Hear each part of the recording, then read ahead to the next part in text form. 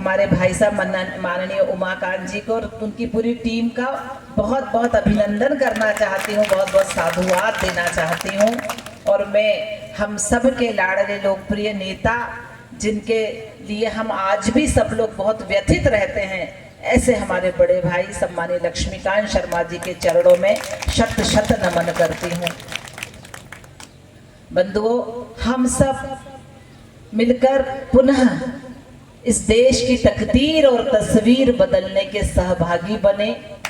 हम सब मिलकर पुनः अपने देश के यशस्वी प्रधानमंत्री, युग जननायक, भारत के भाग्य विधाता माननीय नरेंद्र भाई मोदी जी को इस देश की बागडोर सौंपे, ताकि हमारी भारत माता फिर से परम वैभव पर जा सके, हमारा भारत फिर से विश्व गुरु बन सके, हमारे भारत के विकसित भारत की संकल्पना को हम साकार कर सके।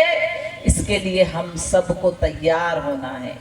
हम सब सिपाहियों को परिश्रम की पराकाष्ठा करना है, प्रयत्नों का परिसीमन करना है। आज से हमें लग जाना है अपने परिवार के विकास के लिए, अपने समाज के विकास के लिए, अपने प्रदेश के विकास के लिए और अपने राष्ट्र के विकास के लिए भारतीय जनता पार्टी की सरकार बनाना बहुत जरूरी है बंधुओं। इसके लिए हम सबको लगना पड़ेगा, बूथ के एक एक कार्यकर्ताओं को लगना पड़ेगा। ये चुनाव कार्यकर्ताओं का चुनाव है। ये चुनाव अकेली लता वानखेड़े नहीं लड़ेंगी, ये चुनाव अकेले उमाकांत शर्मा जी नहीं लड़ेंगे, ये चुनाव हमारा एक एक बूथ का कार्यकर्ता लड़ेगा। हमें एक एक बूथ पर वोट पर और कार्यकर्ताओं में माता बहनें भी हैं। हाँ, और तुम जितने जल्दी वोट डरवा दोगी ना, हम नहीं डरवा। हमारी सब माताओं के, बहनों के हाथों पर कमल अंकित हो रहे हैं, ताकि उन्हें याद रहे कि हमें पूरे समय कमल का काम करना है। और माताओं की जिम्मेदारी ज्यादा है, क्योंकि हम आधी प्रतिशत आबादी है इस विधानसभा में और इस देश में। इसलिए हमारा उतना ही दायित्व होना चाहिए जितना हमारे पुरुष भाइयों का है। आप सबको लगना पड़ेगा, क्योंकि हमारी सरकारों ने, हमारी भारतीय जनता पार्टी की सरकारों ने हमारी बहनों को समर्थ और स्वावलंबी बनाने का काम किया है। चाहे हम लाडली लक्ष्मी योजना की बात करें, चाहे हम लाडली बहना की बात करें, चाहे हम शौचालय के तहत हमारी बहनों को सम्मान सुनिश्चित करने की बात करें, चाहे हमारे प्रधानमंत्री जी ने हमारी बहनों को धुएं से उनकी आंखें खराब होती थी उसकी चिंता करके उज्ज्वला जैसी योजना देकर हमारी बहनों की, लाखों लाख बहनों की चिंता करने का काम किया है।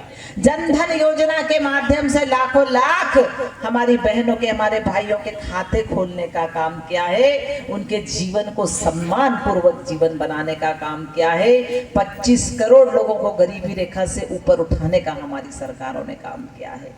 इतना काम, इतनी चिंता हर वर्ग के लिए हमारी सरकारों ने काम किया है, हर वर्ग को छूने का काम किया है। आज हम सिरोंज में देखें, चाहे फिर सिरोंज के पूरे आजू बाजू के क्षेत्रों में देखें बंधुओं, विकास बोलता है, विकास दिखता है, विकास महसूस किया जाता है। विकास को बताने की जरूरत नहीं है। आज हम जब निकलते हैं, पहले हम जब 2009 के चुनाव में सिरोंज आते थे तो हमें 8-8, 9-9 घंटे का समय लगता था जब भूपेन भैया चुनाव लड़ते थे, और आज तो पता ही नहीं चलता, हम सागर से 2 से ढाई घंटे में आ जाते हैं। यह है विकास की परिणति। आप सब इसको महसूस कर रहे हैं। हमारे यशस्वी प्रधानमंत्री जी कहते हैं कि मेरे देश में कोई जात नहीं है, मेरे देश में केवल 4 जात है, एक महिला, एक युवा, एक किसान और एक गरीब। हम सिर्फ उन जातों के लिए काम करते हैं। हम जात पात का भेदभाव नहीं करते, हम तुष्टीकरण की राजनीति नहीं करते।